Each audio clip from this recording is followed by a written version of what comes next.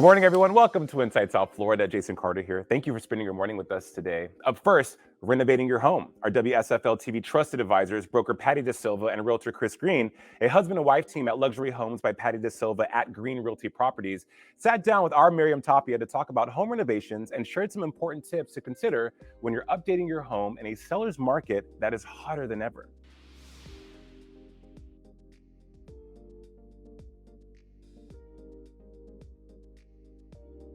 Chris, Patty, it's so great to have you on the show again. It's always a pleasure of mine to talk to both of you. Today, we're talking to the buyers and the sellers in the South Florida market and in market in general. Let's talk about the resale value. What are important things to consider when a seller is trying to resale their home? Oh, that's a great question. I think that it's very important for the seller to get the home ready, to do repairs that they might have put under the rug for a little time. They can do some very light remodeling that can bring up their property values. Landscaping is fantastic. Paint, we talked about that before. It's best friend of a seller's paint. Bathrooms are a great place to do some light remodeling. If they have the means and the price point of the home can bear, they can do a full kitchen remodel that really obviously helps quite a bit. You can change little things, just from the lighting to the accessories to the knobs on the cabinets, things like that. In the bathrooms, just the light itself to a more modern light changes a lot. And that's an easy fix. Yeah, so let's talk about that. Let's say the seller wants to remodel the entire home, or there are other sellers who just wait and don't remodel anything. What's the difference between remodeling versus waiting? Oh, that really is a great question. I have a listing right now that they haven't done anything since the house was built in the 70s. I was like, well, I'm going back in time. So we're gonna sell the home. That is not a problem, but we have to list the home at a lower price because the buyer is going to take all that responsibility to do everything in the home. So instead of them putting money into renovating everything, say, hold on, let's just sell it as it is now. The bones are great, it's a wonderful home, great location, let's just reduce the price.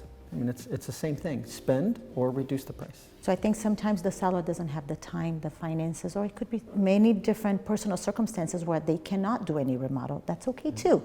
You just have to have the home priced accordingly. I love that. So let's talk about the buyer. They buy the home and they see that many of the rooms or even the house is not renovated, right? There are buyers that waited. Right. What do you advise those new homeowners? What is the most expensive renovation in the home that they can do to even the least renovations that they can do to zhuzh up the house? I think the two most costly renovations would be likely impact windows and kitchen. Yes, I would think, and maybe the bathrooms collectively if there are several of them.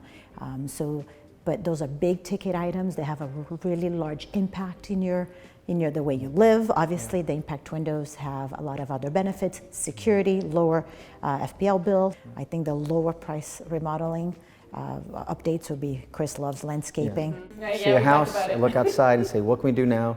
The price for plants are expensive, so get them young.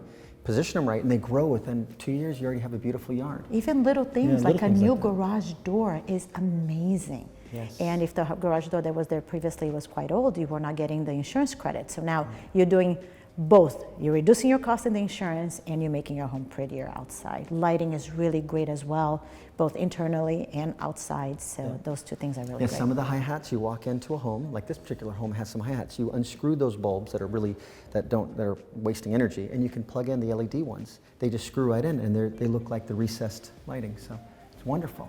That's a good tip. Awesome. So school zones are much important for those who don't even have children to those who do. That affects the resale value, and of course it affects the buyer. How? So even if you don't have children, as you mentioned, you should always consider purchasing a home in the best school district that you can. Usually the best school districts also have the best amenities in the neighborhoods. They kind of go together. But when you're thinking about reselling, that's the biggest point, because families really find it very important to be in a good school district.